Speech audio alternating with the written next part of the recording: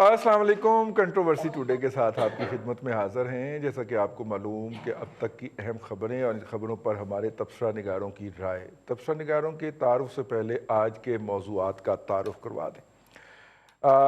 ایک تو یہ ہے کہ رافیل کی بھارت میں آمد کے بعد ڈاکٹر فیصل سلطان جو ہیں ان کو وزیر اعظم نے آج وفاقی وزیر کا عہدہ دے دیا، اور وہ ڈاکٹر سید مرزا جو ہیں ڈاکٹر ظفر مرزا کی جگہ پہ آئیں گے، اور ڈاکٹر صاحب جو ہیں وہ CEO ہیں شوکت خانم cancer hospital and research institute کے۔ اور ڈاکٹر صاحب اس وقت آئے تھے لائم لائٹ کے اندر جب خواجہ آصف نے الزام لگایا تھا کہ شوکت خانم کے لیے دی گئی ڈونیشنز جو ہیں ان کو بین الاقوامی طور پہ ایسے جگہوں کے اوپر انویسٹ کیا گیا جہاں پہ وہ لاس ہو گئیں، اور ان کے ایڈوائزر تھے عارف نقوی صاحب، جو کہ مالیاتی فراڈ کے نتیجے کے اندر اس وقت برطانیہ میں زیر حراست ہیں، اور امریکہ نے ان کو مانگ رکھا ہے، اور امریکی حوالگی کا ان کا جو مسئلہ ہے وہ زیر سماعت ہے برطانیہ میں کہ برطانوی حکومت ان کو امریکہ کے حوالے کرے یا نہ کرے، کیونکہ بل گیٹ فاؤنڈیشن جو ہے، میلنڈا گیٹ فاؤنڈیشن جو ہے، ان کا الزام ہے کہ ہم نے ڈاکٹر عارف نقوی کے ادارے ابراج گروپ کو پاکستان کے اندر جو ہے وہ سستے ہاسپٹل اور سکول اسٹیبلش کرنے کے لیے $1 ارب،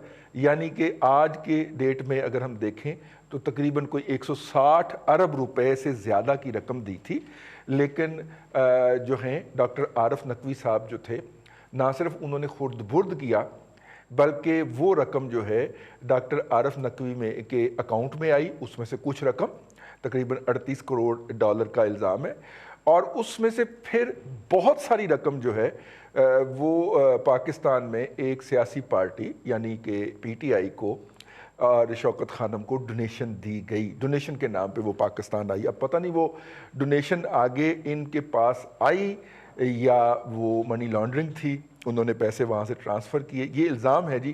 اور یہ فورینزک آڈٹ جو کروایا ہے امریکن سیکیورٹی ایکسچینج کمیشن جو ہے اس نے UAE میں ابراج گروپ کا، اس کے بعد انہوں نے یہ الزام عائد کیا ہے، اور وہ کہتے ہیں کہ اس الزام کے تحت امریکی عدالت میں مقدمہ چلایا جائے۔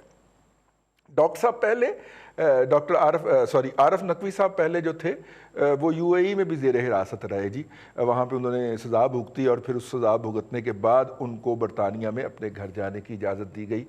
تو ان صاحب کے نے جو پیسے انویسٹ کیے تھے وہ لاس ہو گئے، تو جب اس لاس کی وجہ CEO ڈاکٹر فیصل سلطان سے پوچھی گئی تو وہ میڈیا کے اوپر آ کے اس کا پراپر دفاع نہیں کر پائے، اس لیے وہ مقدمہ زیر سماعت ہے، اور اسی لیے عمران خان صاحب کو ہر سماعت کے اوپر اس کا سٹے آرڈر لینا پڑتا ہے۔ یہ ڈاکٹر فیصل سلطان صاحب کا پس منظر ہے جی، اور اس حوالے سے ہم بات کریں گے۔ اور عین عید کے دن جو ہے جبکہ شوکت خانم نے شہر لاہور میں کھالیں اکٹھی کرنے کی کوئی مہم سولین علاقے میں تو نہیں چلائی، میں کل پورا تقریباً صدرن لاہور گھوما ہوں تو مجھے کہیں پہ بھی شوکت خانم کا کوئی ایک سٹال نظر نہیں آیا۔ پہلے ان کا گھر میں پمفلٹ آیا کرتا تھا، وہ بھی نہیں آیا، اور دوسرے ادارے جو ہیں الخدمت ہو گیا یا وہ سبز پگڑیوں والے ہو گئے، یہ سارے لوگ سرگرم تھے شوکت خانم کے علاوہ۔ تو یہ جی آج کا پہلا موضوع ہے کہ وہ کتنے کے شاندار طریقے سے وہاں پہ مالیاتی امور کو چلا کے آئے ہیں۔ ظاہر ہے یہاں پہ مالیاتی امور تو نہیں ہوں گے، یہاں پہ تو صحت کے امور ہوں گے۔ تو as a focal person of corona virus انہوں نے کب میڈیا کو فیس کیا ہو، وہ سارا کام تو NCOC کرتی رہی ہے، تو ظاہر ہے کہ کوئی ایسی کارکردگی ہوگی نا جس کی بنیاد کے اوپر ان کو وفاقی وزیر کے برابر عہدے کے اوپر مشیر لگایا گیا ہے، اس کے اوپر بات کریں گے۔ گزشتہ عید کے دن جی ہمارا پروگرام نہیں تھا، لیکن حکومت نے جو تھا وہ اپنا پروگرام ملتوی نہیں کیا، اور انہوں نے پیٹرول کی اور ڈیزل کی قیمتیں بڑھا دی، لیکن ہم نے کہا تھا اس پہ بات کریں گے، لیکن ڈیٹا بھی آ گیا جی سرکار کا جو جاری ہوا، اور جس میں بتایا گیا کہ پہلے مہنگائی کی شرح جو تھی وہ 6.25% تھی، اب وہ بڑھ کے 9.25% ہو گئی ہے، تقریباً 2.5% کا اضافہ ہے۔ یہ اضافہ جو ہے اس کی وجوہات کیا ہیں اور اس کے نتیجے میں لوگوں کی جو وجوہات ہیں وہ کیا ہوں گی اس کے اوپر بات کریں گے. مہنگائی جو ہے وہ بڑھتی جا رہی ہے. پاکستان کی تاریخ میں بہت ساری چیزیں پہلی مرتبہ ہو رہی ہیں. فرسٹ ٹائم 73 سال کی تاریخ میں پہلی مرتبہ ہو رہی ہیں, اور وہ یہ ہے کہ پہلے یہ ہوتا تھا کہ جب بھی کوئی کراپ آتی تھی مارکیٹ کے اندر تو اس کراپ کی قیمتیں گرتی تھیں, بھلے 2 ماہ کے لیے گریں, 3 ماہ کے لیے گریں, 6 ماہ کے لیے گریں, اور جب وہ اٹھتی تھی کراپ تو پھر اس کی قیمتیں جاتی تھیں. لیکن ہم نے دیکھا کہ ادھر سے گندم کی فصل جو تھی وہ مارکیٹ میں آئی, ادھر سے آٹے کی قیمتیں ڈبل اور 2.5 گنا ہو گئیں. میں چکی والے آٹے کی بات کر رہا ہوں, ہول ویٹ آٹا جو, ہم نے دیکھا کہ کسان سے لمحہ موجود میں سرخ مرچ خریدی گئی 600 روپے کلو, ٹھیک ہے, اور میں مارکیٹ میں عید سے کوئی 3 دن قبل لے کے آیا ہوں اپنے بڑے پرانے جاننے والے پنسار سے, تو 1200 روپے کلو مجھے وہ ملی ہے جی.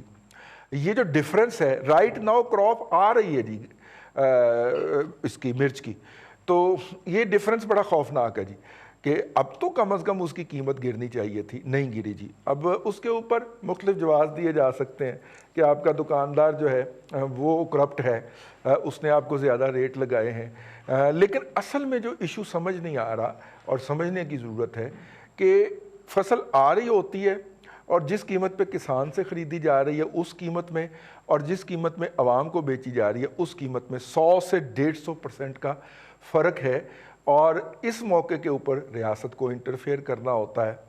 تو ریاست جو ہے وہ کہاں پہ سوئی ہوئی ہے, یا پھر ایک الزام یہ بھی ہے, کچھ بدخواہ کہہ سکتے ہیں کہ ریاست ان لٹیروں کے ساتھ ملی ہوئی ہے اور ایک ایسا مافیا جنریٹ ہو گیا ہے. یہ مافیا مشرف صاحب کے دور میں بھی وجود میں آیا تھا جی. کبھی وہ گاڑیوں پہ آن کروا دیا کرتا تھا, کبھی وہ گندم پہ سٹا کروا لیا کرتا تھا, کبھی وہ کسی معاملے پہ سٹا کروا دیا کرتا تھا. اگر آپ کو یاد ہو تو مشرف صاحب کی جو پارٹی تھی جو انہوں نے بنائی تھی PMLQ, وہ اسی وجہ سے الیکشن میں اڑی تھی جی. شیخ رشید کا بیان ریکارڈ کے اوپر ہے کہ جناب لوگ آٹے کی لائنوں میں لگے ہوئے تھے, اور وہاں سے جب وہ ذلیل ہو کے آٹا لے کے نکلتے تھے تو پھر وہ ہمارے حق میں تو مورے نہیں لگا سکتے تھے. یہ شیخ رشید صاحب کا انٹرویو آن لائن پہ. تو اس وقت بھی جی ایک مافیا جنریٹ ہو گیا تھا. ہمارے اپنے ایسٹیمیٹس کے مطابق, کیونکہ اکانومی کور کرتے رہے ہیں, 1000 سے 1500 ارب روپیہ اس مافیا کے پاس تھا. وہ جس شعبے میں چاہتا تھا اور جب چاہتا تھا وہاں پہ گھس جاتا تھا اور کچھ دنوں کے اندر کمائی کر کے نکل آتا تھا. پراپرٹی کے اندر بھی جی انہوں نے ہی کیا. اب ہم پراپرٹی کا جب نام لیتے ہیں اس کے اندر اسپیکولیشن کا تو کچھ نازک حصوں کے اوپر چوٹ لگتی ہے, کیونکہ ان کے پاس پلاٹ ہی ان کو ملتے ہیں, تو اس لیے ہم اس پہ آگے نہیں جا رہے. اور ہم جو ہے وہ اپنے مہمانوں کے تعارف کی طرف واپس آتے ہیں. آج ہمارے ساتھ موجود ہیں اسٹوڈیو کے اندر جناب میاں سیف الرحمان صاحب.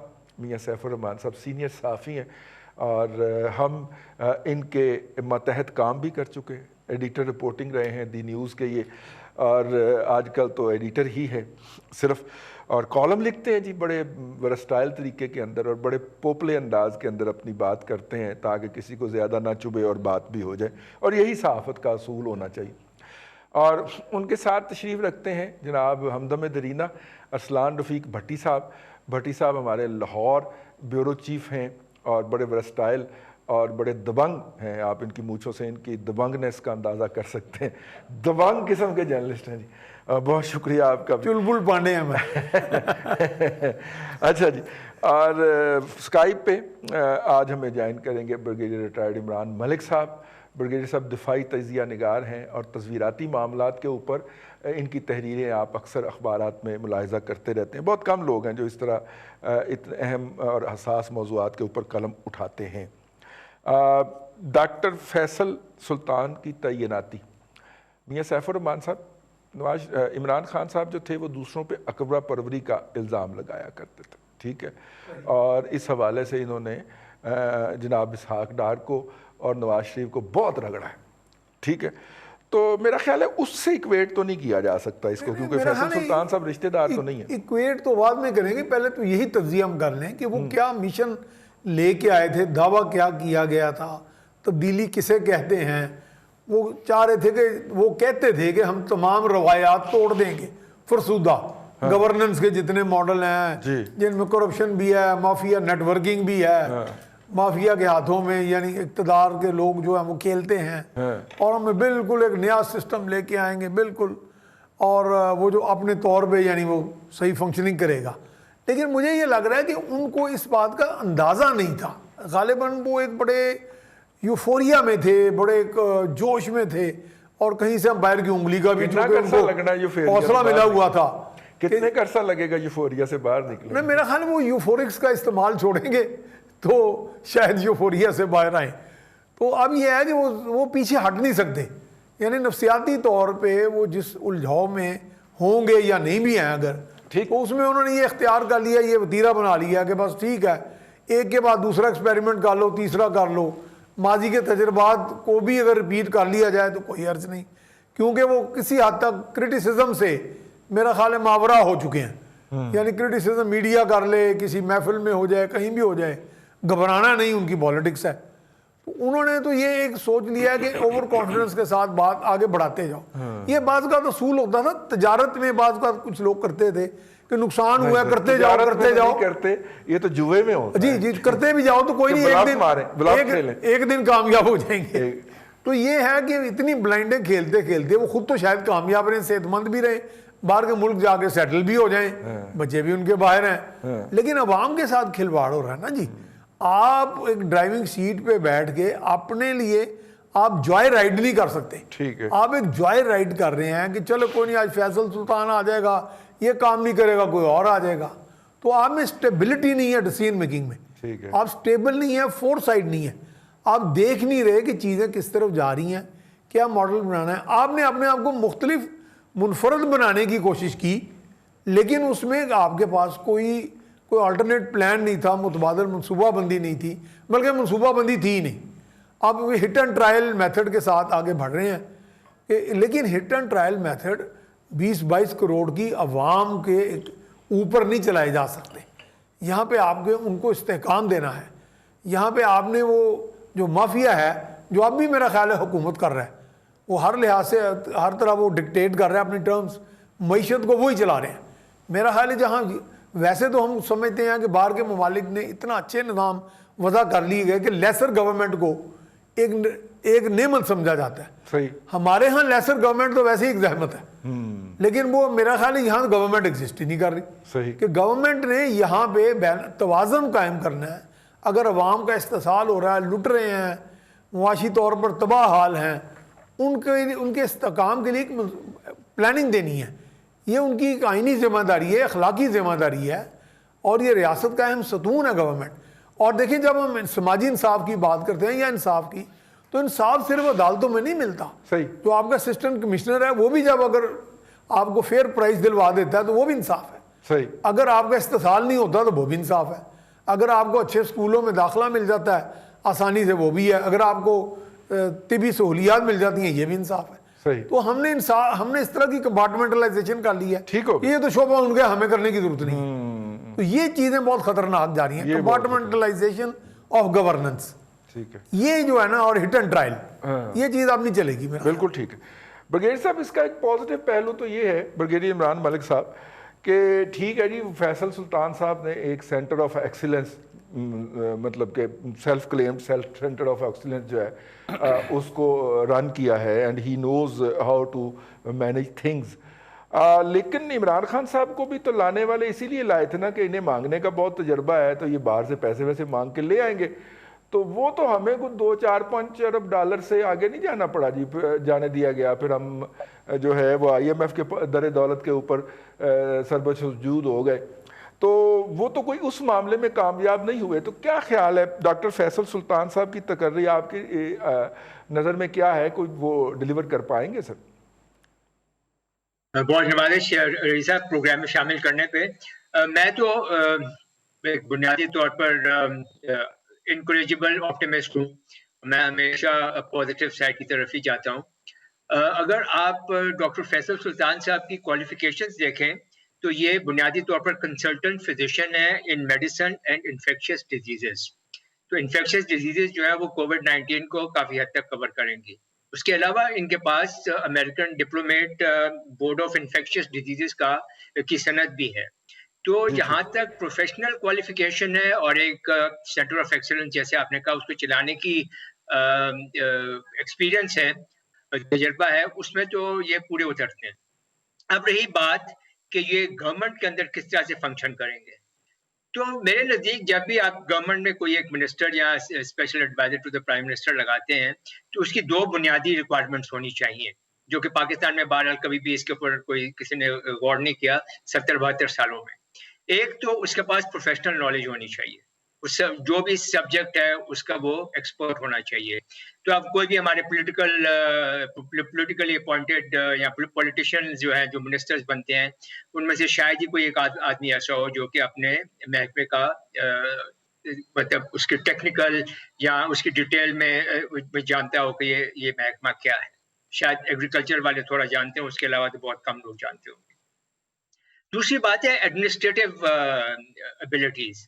اور جب ایڈمنسٹریٹو ابیلٹیز کی ہم بات کرتے ہیں تو اس کو معلوم ہونا چاہیے, جو بھی آپ منسٹر یا ایسے پی ایم لگاتے ہیں, کہ گورنمنٹ کی ریگولیشنز کیا ہیں, رولز کیا ہیں, گورنمنٹ کے پروسیڈیئرز کیا ہیں, اور ان کو کس طرح سے وہ استعمال کر سکتے ہیں, کون سے نو گو ایریاز ہیں جہاں پہ اس کے حد مقرر ہے, اور کن جگہوں پہ وہ اپنی سوابدید جو ہے اس کو استعمال کر سکتا ہے.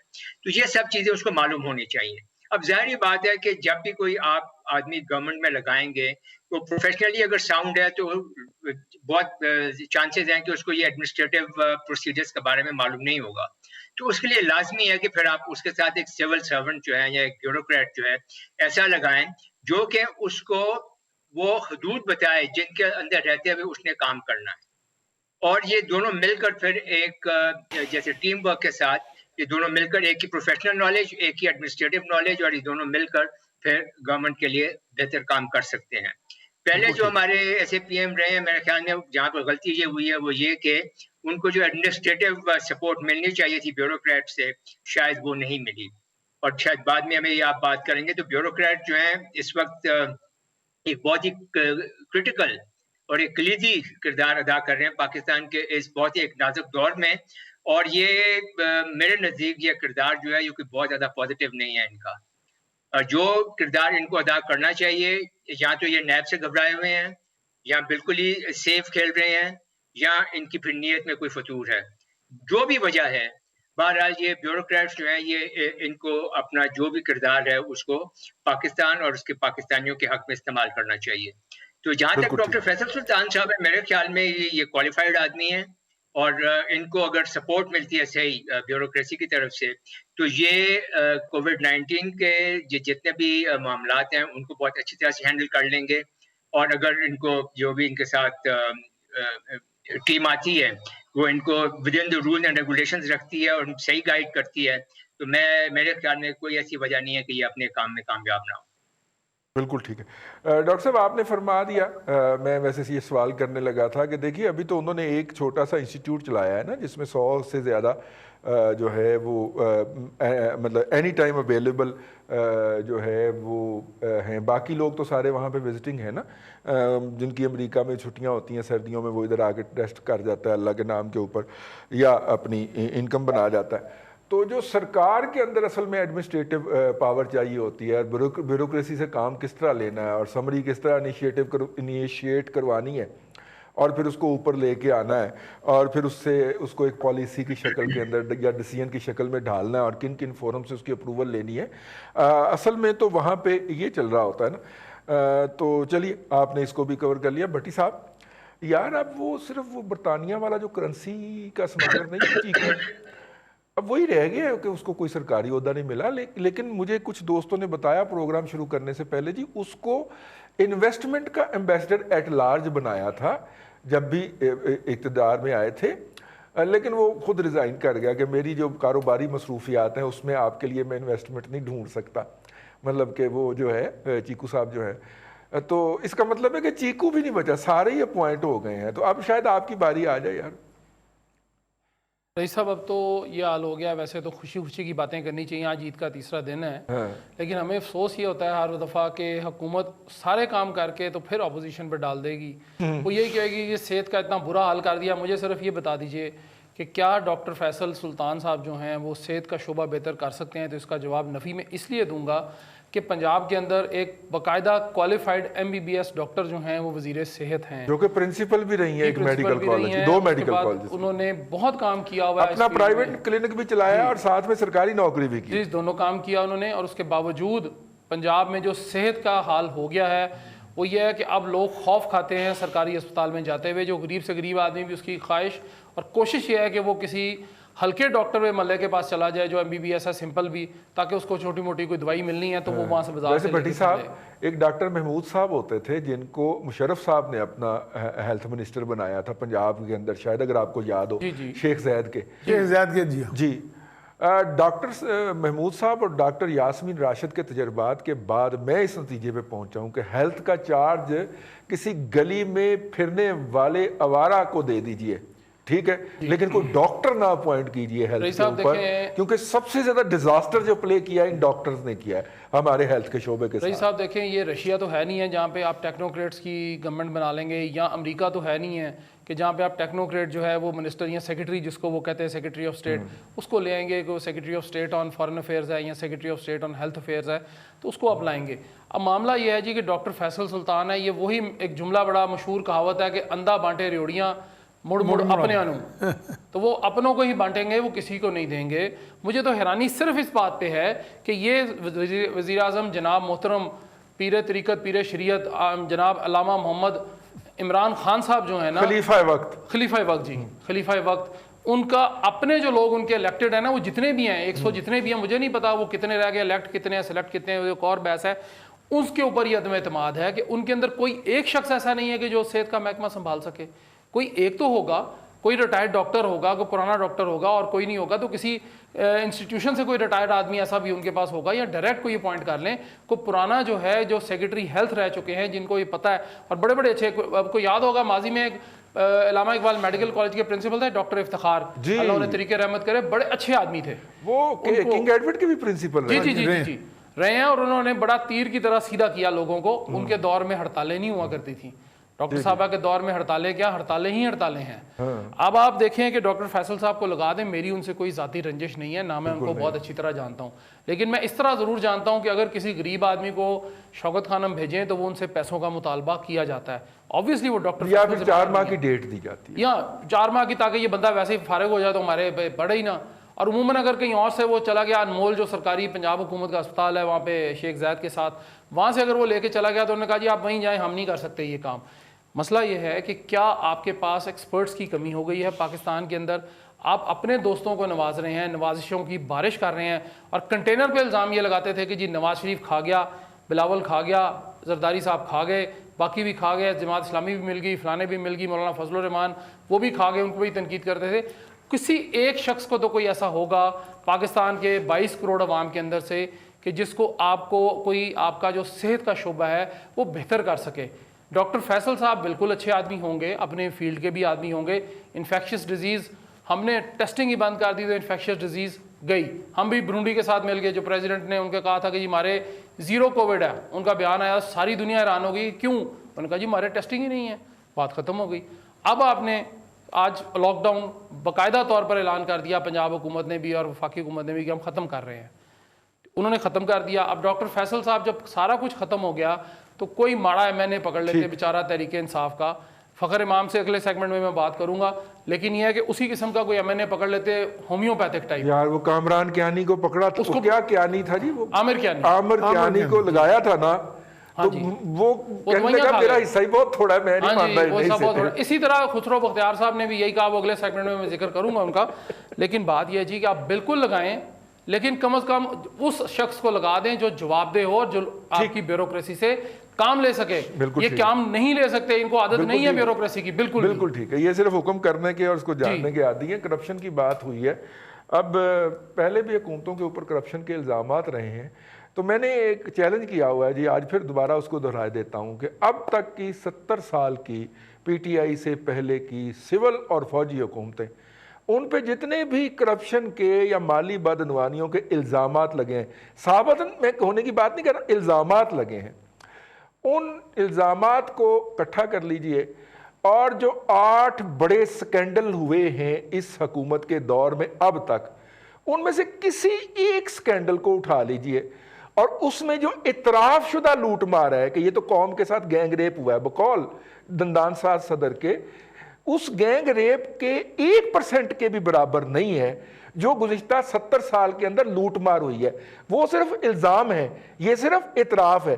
چینی کا اٹھا لیجئے، آٹے کا اٹھا لیجئے، ہر ایک کے اندر ان کا اعتراف موجود ہے کہ یہ لوٹ مار ہوئی ہے اور ان کے حکومت میں ہوئی ہے، ان کے زیر سایہ ہوئی ہے، پھر بھی پروگرام میں وقفہ۔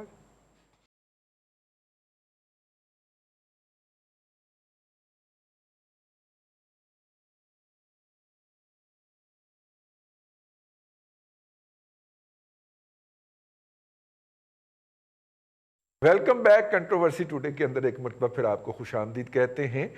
بریک سے جانے سے پہلے ہم نے بات کی جو ہے وہ ایک اور وفاقی کابینہ کے اندر ایک نئے ممبر کی آمد کی۔ اب ہم واپس آتے ہیں اور مہنگائی کی بات کر لیتے ہیں۔ موجودہ حکومت کو جہیز کے اندر جو مہنگائی ملی تھی اس کی شرح جو تھی وہ 6% کے راؤنڈ اباؤٹ تھی، 6، سوا 6، پونے 6 کے ارد گرد تھی، جبکہ گزشتہ دور میں مہنگائی کی شرح کو اسحاق ڈار صاحب نے مینج کر کے 4%، 3.5% تک بھی وہ لے کے گئے گزشتہ 5 سال کے اندر۔ لیکن جب سے حکومت آئی ہے افراط زر کی شرح جو ہے وہ کنٹرول میں نہیں آ رہی، اور افراط زر الٹیمیٹلی مہنگائی کو جنم دیتی ہے۔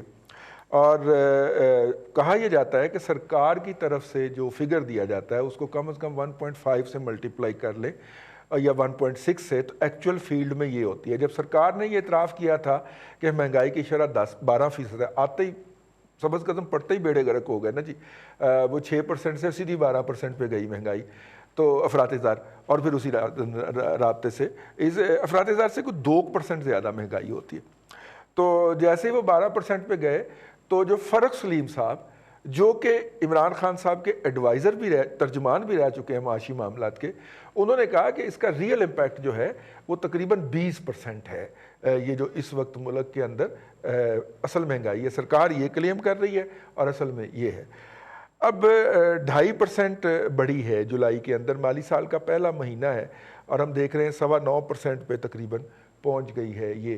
اور ابھی ہماری جو مین کراپس تھیں وہ آ گئی ہیں اور پک بھی ہو گئی ہیں اور گوئنگ فارورڈ۔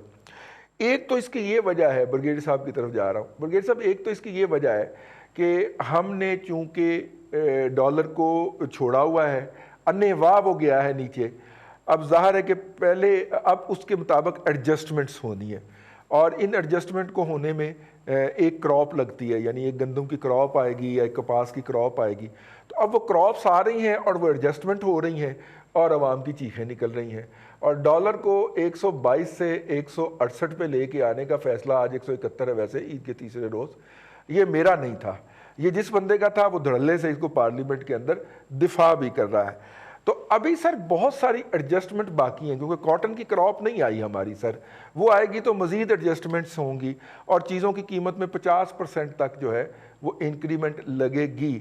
ایسی صورت میں سرکار کیا کرے سر؟ دیکھیں، میرے خیال میں آپ کی جو آبزرویشن ہیں وہ تو بالکل صحیح معلوم ہو رہی ہے مجھے تو، اور میرے خیال میں یہاں تک کہ گورنمنٹ ہے اور اس کو جو ایڈوائس مل رہی ہے وہ اس میں کوئی شاید کمی نہیں ہے۔ میرے خیال میں مسئلہ صرف یہ ہے کہ یہ جو گریوٹی ہے اس ساری سچویشن کی، اس کو شاید سمجھنے میں ابھی قاصر ہیں اس سے، اور اس گریوٹی کو سمجھ نہیں رہے ہیں کہ ان کے جو بھی ڈیسیشنز ہیں ان کا ایفیکٹ ایک عام آدمی کے اوپر کیا ہو رہا ہے۔ ابھی آپ یہ دیکھ لیں کہ انفلیشن جو بڑھ گئی ہے، اور جیسے آپ نے کہا کہ ڈالر کی وجہ سے بھی ہے، ایک تو وہ وجہ ہو گئی، دوسرا یہ ہے کہ اگر ہم خالی 2 ایسپیکٹس اس کے لیں، گندم اور چینی کے 2 ایسپیکٹس لیں، تو اس نے بہت زیادہ افیکٹ کیا ہے ایک عام آدمی کو۔ اور اب یہ کیا وجہ ہو رہی ہے؟ ابھی پاکستان کوئی ایسا ملک نہیں تھا کہ جہاں پہ کبھی بھی گندم کی کوئی کمی ہونی چاہیے تھی، تو یہ کیا وجہ ہے؟ یا تو یہ مس مینجمنٹ ہے، میل ایڈمنسٹریشن ہے، یا پھر بدنیتی ہے، اور اگر بدنیتی ہے تو اس میں ہورڈنگ ہے اور اس میں پھر اسمگلنگ ہے۔ تو جو بھی ہے، جس جگہ پہ بھی کمزوری ہے، جس جگہ پہ بھی کام غلط ہو رہا ہے، یہ تو حکومت کی ذمہ داری ہے کہ وہ وہاں پر انٹروین کرے اور معاملات کو درست کرے۔ اب آج جیسے وہ क्या नाम है हमारे मिनिस्टर साहब एग्रीकल्चर के इमाम साहब, उन्होंने फ़खर इमाम साहब, उन्होंने आज प्रेस कॉन्फ्रेंस की है, तो उन्होंने कहा है कि पंजाब में जनरली ज़्यादातर इलाकों में 20 kg का आटे का थैला जो है वो 860 में बिक रहा है, और सिंध में वो ज़्यादा कीमत पे है। वो इसलिए है कि सिंध ने फ्लोर मिलर को रिलीज़ नहीं किया है गंदम। तो अगर ये बातें अगर हम उन दोनों की मान लें कि जी पाके पंजाब में उन्होंने रिलीज कर दी और वाफर में दाग में आटा आ गया तो कीमतें डाउन हो गई मार्केट में, और सिंध में उन्होंने गंदम रिलीज नहीं की और वो कमी थोड़ी सी हो गई और उसकी वजह से कीमतें चढ़ गई। तो फिर ये फेडरल गवर्नमेंट पे आप इसका इल्जाम कैसे लगा सकते हैं कि अगर 18वीं तरमीम के तहत ये सारे काम सूबों ने करने हैं और ये सूबों की स्वाबदीद है, तो फिर सबसे पहला इल्ज़ाम तो सूबों के ऊपर आना चाहिए, उसके बाद इल्ज़ाम आना चाहिए फेडरल गवर्नमेंट के ऊपर कि बहैसियत एक फेडरल गवर्नमेंट उन्होंने इंटरवीन क्यों नहीं किया इस सारे मामला। और तीसरा एक बहुत बड़ा इशू है मेरे ख्याल में, और उसके ऊपर बहुत ज़्यादा तवज्जो देने की ज़रूरत है, कि वो है चीनी और गंदम की स्मगलिंग टू अफगानिस्तान, और ये ज़्यादातर केपी से होती है, और मैं उस इलाके में सर्व कर चुका हूँ, और मुझे मालूम है पिछले भी एक आध प्रोग्राम में हमने इसके ऊपर बात भी की थी कि जो मार्जिन ऑफ प्रॉफिट है ये चीज़ें, ये फूड स्टफ को अफगानिस्तान में स्मगल करने का, वो इस कदर ज़्यादा है कि लोग बसत शौक ये रिस्क लेते हैं और वो स्मगलिंग वो करते हैं। तो अब प्रोविंशियल गवर्नमेंट जो केपी की है उसके ऊपर लाजिम है कि वो इसको रोके, और अगर वो नहीं रोक रही है तो फिर फेडरल गवर्नमेंट को इंटरवीन करना चाहिए, या जो फेडरल लॉ एनफोर्सिंग एजेंसीज हैं बड़ी माजरत के साथ जान की अमान पाके केपी की हुकूमत का बॉर्डर के ऊपर कोई नहीं है जोर, बॉर्डर के ऊपर किसी और का जोर चलता है सर। नहीं देखे, बॉर्डर के ऊपर जब ट्रक पहुंचता है वो कहां से चल के पहुंचता है? अभी आप सही बात करें ना, चलता है तो वो शहर में से ही है ना, फ्लोर मिल में से निकल कर चलता है ना। वहां पे फ्लोर मिल पे जो उनके ये टैक्स वाले लोग बैठे होते हैं या दूसरे जो रेवेन्यू वाले लोग बैठे होते हैं, वो क्या कर रहे हैं वहां पर? नहीं सर, जो लोकल पुलिस है वो उसमें नाके लगा कर चेक क्यों नहीं कर रही? सर स्मगलिंग जो है, मूवमेंट जो है वो क्यों नहीं वो रोक रही? तो आप तो आखिरी स्टेज के ऊपर पहुंच रहे हैं कि जो वहां पे हो रहा है। मैं इस बात से बिल्कुल वहीं रोक ले सर, स्मगलिंग तो मैं खुद कह रहा हूं कि हो रही है। सारे सिस्टम में ये जो है इसको दुरुस्त करने की जरूरत है, जहां से ये ओरिजिनेट होते हैं और जहां से ये क्रॉस ओवर करते हैं। हर लेवल पे जहां पे जो भी गवर्नमेंट के जो एहलकार हैं जिनका काम है इसको रोकना, चेक करना, उनको जरूरी है कि उनको पकड़ा जाए और उनसे पूछा जाए कि ये काम क्यों हो रहा है।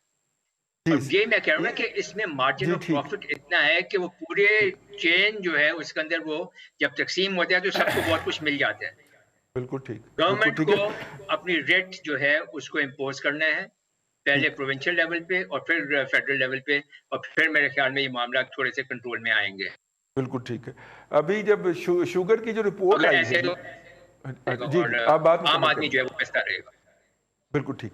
शुगर की जो रिपोर्ट आई है उसमें अगर ऐसे चलता रहा तो फिर हालात और खराब से खराब होते जाएंगे। बिल्कुल ठीक।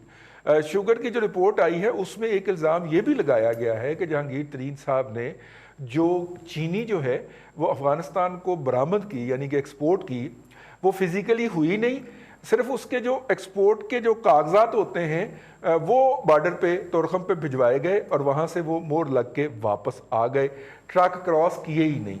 अब ज़ाहिर है कि किन्होंने वो चेक करने होते हैं, ये इसके बारे में तो मैं कुछ नहीं बोलूँगा इससे आगे।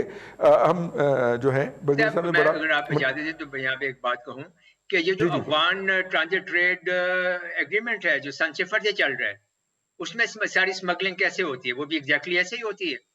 जी जी बिल्कुल, ट्रक्स जो है वो पाकिस्तान के अंदर ही रहते हैं, कागजात जाते हैं बॉर्डर पर, मोड़े लगते हैं, वापस आ जाते हैं। इसी वजह से तो आपके टायर इतने, यहाँ पे टायर इंडस्ट्री खत्म हो गई, आपकी चाय की इंडस्ट्री खत्म हो गई, आपकी सिगरेट की इंडस्ट्री खत्म हो गई है। ये तमाम चीजें जो है ये सब स्मगल इसी तरह से स्मगल हो रही है। तो वही बात है कि आप जिसको मर्जी बेशक मुर्द इल्जाम ठहराएं, फाइनल रिस्पॉन्सिबिलिटी जो है वो प्रोविंशियल गवर्नमेंट पहले और फिर फेडरल गवर्नमेंट, इन दोनों की है। और अगर ये अपनी अपनी जो है जिम्मेदारियां पूरी नहीं करेंगे तो हम अनफॉर्चुनेटली आम आदमी ऐसे पिसता रहेगा। ऐसे बड़ी हैरत की बात है कि जब से पाकिस्तान वजूद में आया है, सरकारी ज़ख़ीरे से गंदम जो है وہ اکتوبر اور نومبر میں جاری ہوتی ہے. یہ 73 سالہ تاریخ میں بھٹی صاحب پہلی مرتبہ ہوا ہے کہ جناب جولائی کے اندر گندم جاری ہونا شروع ہو گئی. یہ بھی بڑی تاریخ رقم کی گئی, ٹھیک ہے.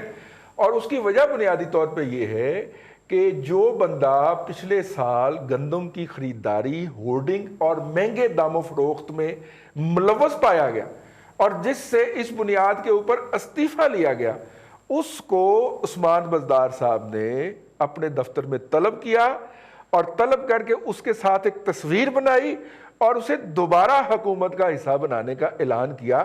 اب پتہ نہیں اس انکوائری رپورٹ کا کیا بنا جو پچھلے سال کی تھی, ہم نے اگلے سال بھی دیکھ لی جب وہ شخص براجمان اور اس کو گندم کی پروکیورمنٹ سے بھٹی صاحب این پہلے کیا گیا, وہاں سے انوائٹ کیا گیا, ٹھیک ہے. اس شخص کو کیا نام ہے اس کا بھلا؟ کا نام ہے جی ڈاکٹر سمیع اللہ چودھری. اچھا, وہ ڈاکٹر سارے ڈاکٹر ہیں, ڈاکٹر بھی ہو گئے. وچ ڈاکٹر, وچ ہر طرح کے ڈاکٹر ان کے پاس موجود ہیں. جادو کرتے ہیں نا بھائی صاحب, میں آپ کے سوال پہ جادو کرتے ہیں. سوال پہ پہنچ گیا ہوں. کوئی بریگیڈی صاحب نے 2-3 باتیں کہی, میں ان کو ذرا تھوڑا سا نا کر دوں کہ دیکھیں ٹرک. اب دیکھیے بھٹی صاحب, ایک گندم کا دانہ ریلیز نہیں ہوتا تھا اکتوبر تک, ٹھیک ہے, ہو ہی نہیں سکتا تو 4 لاکھ ٹن گندم ریلیز کر دیا. ان کو الزام لا رہے ہیں سندھ دے اوتے کہ جی انہوں نے 1 لاکھ ٹن کی تھی. نہیں ہوتی بھائی, اکتوبر سے پہلے گندم ریلیز نہیں ہوتی. یہ لال بک کے اندر گورا لکھ کے گیا ہوا ہے, 73 سال سے یہی چل رہا ہے. اور پتہ نہیں فخر امام کو پاکستان کی تاریخ بھول گئی ہے یار. رئیس صاحب میں بتاتا ہوں جی, ان کی آج جو میڈیا کی پریس کانفرنس انہوں نے کی, میں وہ بھی بتا دیتا ہوں. اچھا چلیں, بریگیڈیئر صاحب کا ایک چھوٹی سی بات کا میں تھوڑا سا جواب دے دوں بڑے احترام کے ساتھ. نہیں احترام کے ساتھ, کہ کے پی سے چلی یا وہ لاہور سے ٹرک چلا, مان لیا کہ لاہور کے جو چلا وہ لوکل اتھارٹیز کی ذمہ داری تھی, وہ نہیں چلنا چاہیے تھا. چل گیا, پیسے دے کے وہ پہنچ گیا بارڈر پہ, تو بارڈر پہ جو ہے نا وہ جو وفاق کی ذمہ داری ہے وہی پوری کر لیتے. کوئی بات نہیں, وہ بھی نہیں کی. کم از کم پھر گندم وہاں پہ باہر بھیج دیتے, چلے وہ بھی نہیں بھیجی. تو جو گندم برآمد کر لی, یعنی وہاں سے چوری شدہ گندم جو ہے وہ پکڑ لی, تو وہی مارکیٹ میں دے دیں سستے داموں, وہ بھی نہیں دی. یہ ہے اس کا جواب. اب آگے جو سوال آپ نے کیا فخر امام صاحب کا, انہوں نے جو آج پریس کانفرنس کی ہے جی, انہوں نے کہا جی کہ حکومت نے جو آٹے کا 20 کلو تھیلا ہے وہ 840 روپے فکس کر دیا ہے, اور اس کے ساتھ وہ 3-4 جملے بول بھی گئے. پھر کسی رپورٹر نے ان کو آواز دی کہ جناب 860 روپے ہے, وہ پھر بضد تھے کہ 840 روپے سے کچھ اوپر مل رہا ہے. پھر انہوں نے بعد میں کہا جی 860 روپے ہے. وہ خود ایگریکلچرسٹ ہیں, خود ذمہ دار ہیں. جس شخص کو یہ نہیں پتا کہ ہمارے ملک میں گندم کا ریٹ کیا ہے, فی کلو آٹا کس طرح بک رہا ہے بازار میں, انہوں نے یہ بات آج ٹی وی کے اوپر آ کر یہ بات مانی ہے, انہوں نے ایڈمٹ کیا ہے. یہ اچھی بات ہے کہ وہ خود بازار نہیں گئے ہیں, ان کو ریٹ کا نہیں پتا, اور جو ان کو بتایا گیا ہے وہ بتا رہے ہیں. کہتے ہیں میں اس کی انویسٹیگیٹ کروں گا کہ 70 روپے کلو آٹا کون سا مل رہا ہے. 70 روپے تو کلو بھائی جو چکی والا تھا نا, وہ تو 70-75 سے اوپر چلا گیا. ابھی چینی آپ کو 86 روپے دکاندار کو ملتی ہے. بھٹی صاحب 80 روپے بھی ملا ہے. رئیس صاحب عید کے دنوں میں آپ کو تو مل گیا, لوگوں کو تو ملا ہی نہیں, ملا ہی نہیں ہے, آٹا نہیں مل رہا. اس کے بعد چینی جو ہے وہ 102 روپے سے لے کے 104 روپے کلو بکی ہے عید پر, لوگوں نے لی ہے. میں نے خود 208 روپے کی 2 کلو چینی پیکٹ والی لی ہے جی.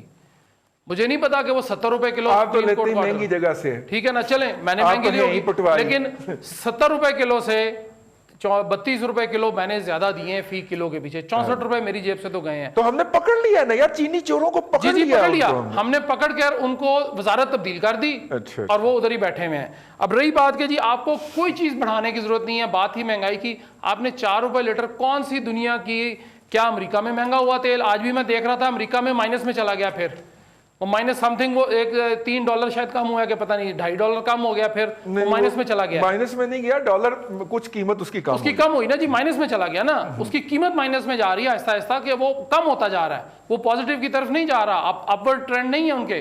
اسی طرح جو اپنا برٹش آئل تھا وہ بھی کم ہو رہا ہے, سارے تیل کم ہو رہے ہیں. ہمارا تیل جو ہے حکومت نکالی جا رہی ہے, دھڑا دھڑ نکال رہی ہے. آپ کو ضرورت ہی نہیں ہے, آپ 4 روپے لیٹر آپ نے تیل بڑھایا عید سے 1 دن قبل, وہ ساری چیزیں عید پر اس کا امپیکٹ آ گیا, لوگوں نے دبا کے لوٹ لیا, تبدیلی آ چکی ہے, کوئی پوچھنے والا نہیں ہے. اب آپ کے بلیم گیم یہ ہے, مجھے سب سے افسوسناک بات یہ لگی کہ سارے کا سارا ملبہ ماضی میں اپوزیشن پر ڈلتا رہا مہنگائی کا. آج انہوں نے گندم والا جو معاملہ تھا, فخر امام صاحب نے ماسک تھوڑا سا ڈھیلا کیا, اور اس کے بعد وہ بولنا شروع ہوئے ہیں کہ جی سارا قصور سندھ کا ہے. اور بھائی قصور تو ہمارے ٹوٹل کا میرے خیال 10% بھی نہیں دیتا ہوگا, 80% تو سندھ. جی 10% نہیں دیتا ہوگا میرے خیال میں. اپنی ضروریات کے لیے اگاتا ہے, اس کے پاس ایکسپورٹ کے لیے نہیں ہوتی. بالکل اگر ٹھیک اس ہے. کی ضرورت ہو تو وہ امپورٹ کرتا ہے, کیونکہ سمندر کے راستے میں منگوانے سے اس کو سستی پڑتی ہے اور پنجاب سے لے جانے سے اس کو مہنگی پڑتی ہے. اب اس میں اگر 80% ہم پیداوار کر رہے ہیں, یعنی پنجاب پیداوار کر رہا ہے, تو 4000 ٹن آپ مجھے بتا دیجئے رئیس صاحب کون سا فینومینا ہے کہ 1400 روپیہ خرید رہے ہیں, 2800 روپیہ بازار میں بک رہی ہے. وہ مجھے تو سمجھ نہیں آئی کہ 14 روپے سے حساب سے دیکھیں تو 35 روپے کلو بنتی ہے گندم, 40 فی من کے حساب سے. میں 40 کلو کی بات کر رہا ہوں ابھی. اگر آپ 2800 روپے بک رہی ہے, اٹ مینس کہ وہ 70 روپے کلو تو ہے. وہ خود مان رہے ہیں وزیر فوڈ سیکیورٹی جو ہے ہمارے محترم قابل احترام فخر مولانا فخر ڈاکٹر فخر امام صاحب, جی سارے ڈاکٹر ہیں یہ, ہر محکمے میں انہوں نے ایک ڈاکٹر فٹ کر دیا ہے اور وہ اس محکمے کا ڈاکٹر ہے, اس کو سب کچھ پتا ہے, صرف اپنے محکمے کا نہیں پتا. بالکل ٹھیک ہے. آج جی گورنر اسٹیٹ بینک کی ایک سمری جو ہے وہ میری نظر سے گزری ہے, اور انہوں نے یہ کہا ہے کہ اسٹیٹ بینک کے اوپر تمام قسم کے اختیارات وہ مجھے حاصل ہونے چاہیے. اس کا بورڈ کون سا ہوگا وہ میں فیصلہ کروں گا, کون بندہ بورڈ پہ آئے گا وہ بھی میں فیصلہ کروں گا, اس بورڈ کا چیئرمین بھی میں ہوں گا, اور ساتھ میں گورنر اسٹیٹ بینک بھی میں ہوں گا, اور میرے سے پوچھا بھی نہیں جائے گا, اور میرے سے کوئی پوچھ بھی نہیں سکتا. اور ساتھ میں دھمکی کیا لگائی ہے کہ اگر آپ نے میری یہ باتیں نہ مانی میں چلا تو میں IMF کو شکایت لگاؤں گا کہ ان کے ہاں فائنانشیل ٹرانسپیرنسی نہیں ہے. کیسے بلیک میلر انہوں نے لا کے جو, اور میں اگر چاہوں تو اپنی جو ٹرم ہے اگلی وہ ایکسٹینڈ بھی کر سکتا ہوں 4 سال کے لیے, یعنی کہ میں 4 سال کے لیے لایا گیا ہوں تو 4 سال میں مزید بھی رہ سکتا ہوں. یہ بھی میرا اپنا پروگیٹو ہونا چاہیے. اتنے زیادہ اس نے اختیارات مانگ لیے ہیں. خیر, جب ہم آپ کے ہتھے چڑھے تھے دی نیوز میں, آپ کے ساتھ کام کیا تھا میاں سیف الرحمان صاحب, اس وقت ہمیں یہ اکانومی کو کور کرتے ہوئے تقریباً 12 سال ہو چکے تھے. ٹھیک ہے, اب اس بات کو بھی تقریباً 20 سال گزر گئے. جب ہماری کولیگ شپ تھی تو اس بات کو بھی 20 سال گزر گئے. تو 30 سال سے ہم جو ٹرینڈ نوٹ کر رہے ہیں اس کے اندر گندم جو ہے وہ آتی ہے, اس کی پروکیورمنٹ کے مسائل ہوتے ہیں, حکومتوں کے ریزرو ہوتے ہیں. ٹھیک ہے, وہ سارے نا مجھے لگ رہا ہے کہ میں سارے کچھ بھول رہا ہوں. سر کو نئی چیزیں ہو رہی ہیں, مجھے سمجھ نہیں آ رہی کہ جو ٹرینڈ میں پچھلے 30 سال سے نوٹ کر رہا ہوں وہ 2 سال میں ہو ہی نہیں رہے. کبھی مئی جون کے اندر گندم کا بحران نہیں آیا, کبھی بھی نہیں آیا. گندم کا بحران آتا ہے فروری کے اندر, جنوری کے اندر, جب سرکار اور مارکیٹ, اوپن مارکیٹ میں موجود گندم ختم ہو جاتی ہے, لوگ کنزیوم کر لیتے ہیں, تو اس وقت آتا ہے. اس حکومت میں آیا. ٹھیک ہے, اور جون کے اندر آنے والے بحران کو روکنے کے لیے جولائی میں سرکاری شعبے سے گندم جاری کرنا پڑی. یہ بھی پہلی دفعہ ہوا ہے. حکومت کی اگر بات کر لیں, 8% پچھلے سال گندم کی شارٹیج تھی اور 8% اس سال ہے. سرکاری طور پہ مانی گئی ہے کہ جی اس دفعہ ہم 8% شارٹ تھے. ٹھیک ہے, اب اگر 8% پچھلی دفعہ کا اور 8% اس دفعہ کا ملا لیں تو میرے منہ میں خاک. لوگ کہتے ہیں یہ فگر غلط ہے, تقریباً گندم کی جو پیداوار ہے وہ 27% کم ہوئی ہے. اب کسانوں سے بھی تو کو پوچھے نا کہ نہ ان کی گندم کی پیداوار کیوں کم ہوتی جا رہی ہے, کیا خیال ہے؟ 35% تک ہماری کاٹن کی کراپ گر گئی ہے. کیوں گرتی جا رہی ہے؟ ان سے حکومت ہے اس ملک کے اندر, نمائندہ حکومت ہے, نمائندہ ہونے کی دعوت دار, وہ کیوں نہیں پوچھتی سر جا کے ان سے کہ بھائی آپ کو مسئلہ کیا ہے؟ بات کر رہے تھے نا, اسٹیٹ بینک کے گورنر نے کہا کہ جی میں ہی بورڈ بناؤں گا اور مجھے اگر نہیں آپ میری بات مانیں گے, میرے منتخب میں کروں گا, تو میں پھر IMF کو شکایت کر دوں. تو یہ تو ایسٹ انڈیا کمپنی کا گماہ ہوتا ہے کہ یعنی جیسے آپ نے ایک کالونی بنا دی IMF کی ملک کو, اور آپ الزام لگاتے رہے کہ جی پاکستان چین کے آگے بک گیا, فلاں کے آگے بک گیا ہے. تو پھر آپ نے تبدیلی کیا لایا, آپ نے کیا اپنے طور پہ کون سا ماڈل, کیا چیز متعارف کرائی ہے؟ یعنی قوت خرید بھی لوگوں کی کم ہو گئی. ابھی ہم اکنامک اشاریوں کی بات کر رہے ہیں, اقتصادی اشاریے, سائنسی اشاریے, بڑے اعداد و شمار کے جتنے بھی ہیں کہ ڈاکٹر فروخ سلیم 20% کر رہے ہیں. ایک بات بڑی اچھی ارسلان بھٹی نے کہی کہ ایک جو اویلیبلٹی, ایک عام کامن آدمی کا جو اشاریہ وہ بھی تو دیکھیں. اگر لوگوں کے اندر جا کے دیکھیں جو ان کے اندر یاسیت ہے, جو مایوسی ہے, یعنی لوگ یہ سمجھ رہے ہیں کہ ہمارے اوپر کوئی چھتری نہیں ہے, کوئی ریاست نہیں ہے, ہمارا کوئی والی وارث نہیں ہے. فوڈ سیکیورٹی میں تو سمجھتا ہوں ان کو منسٹر فار فوڈ انسیکیورٹی ہونا چاہیے. یعنی دیکھا جائے تو یہ تو فوڈ انسیکیورٹی ہے. تو بات یہ ہے کہ گورنمنٹ ہوتی کیا, گورنمنٹ دیکھیں, گورنمنٹ ایک انیبلنگ انوائرمنٹ دیتی ہے, ایک ہولسٹک اپروچ ہوتی ہے. جیسے اوپر بندہ بیٹھا ہے, ایک ایریل ویو لے رہا ہوتا ہے کہ جی اس خطے میں قحط ہے, اس میں سبزہ ہے, اس میں سب فصل اچھی ہے, یہاں پہ ان اجناس کی کمی ہے, یہاں پہ ٹڈی دال کا حملہ ہے, اس چیز کو ہم نے NDMA کو یہاں متحرک کرنا ہے، یہ کرنا ہے. تو یہاں پہ تو اس طرح کی نہ کوئی ہولسٹک اپروچ ہے نہ انٹیگریٹڈ اپروچ ہے. بلکہ آپ کو یاد ہوگا نہیں وہ دیکھیں میں معذرت چاہتا ہوں NDMA کو تو ہم نے کیا نا جی، کراچی کے نالے صاف کر رہی ہے وہ. جی آپ دیکھیں بھٹو کے دور نالے میں کون صاف کرے؟ آپ کو رضی صاحب یاد ہوگا بھٹو کے دور میں ایک باقاعدہ رورل پروگرام آیا تھا ٹھیک ہے، چائنا سے انسپائرڈ تھا. بالکل ٹھیک ہے، انٹیگریٹڈ رورل ڈیولپمنٹ پروگرام. ہاں جی، وہ بڑا کامیاب ہوا تھا، بڑا کامیاب ہوا. اور اس میں یہ تھا کہ ایک انٹیگریشن ایک پالیسی بنائی جاتی تھی. اور اسی وجہ سے رورل علاقوں میں پیپلز پارٹی کی بڑی سپورٹ تھی، بڑی سپورٹ تھی. آخری 20 سیکنڈ. تو آپ نے تو لوگوں کو انیبل ہی نہیں کیا، ان لوگوں کو اپنے پاؤں پہ کھڑا ہی نہیں کر رہے، ان کو ایک پالیسی نہیں دے رہے. ٹھیک، تو آپ نے کس طرح ان سے ایکسپیکٹ کریں گے قوت خرید بالکل ٹھیک ہے جی. پروگرام کا اشاری کیا کریں گے؟ پروگرام کا وقت ختم ہو گیا. آج فخر امام صاحب نے پریس کانفرنس کے اندر فرمایا کہ گندم کی پیداوار طلب سے زائد رہی ہے، جبکہ محکمہ شماریات پاکستان جو ہے وہ کہتا ہے کہ ہماری گندم کی فصل جو ہے وہ اس دفعہ بھی 8% کم رہی ہے. اب یہی اصل ٹریجڈی ہے حکومت کے اندر کہ جو سامنے پڑی ہوئی ریالٹیز ہیں، جو سامنے پڑے ہوئے حقائق ہیں، وہ شاید ان کو نظر نہیں آتے یا وہ دیکھنا نہیں چاہتے. آج کے پروگرام سے اتنا ہی. کل پھر آپ کی خدمت میں حاضر ہوں گے. اپنا خیال رکھیے گا. اللہ حافظ.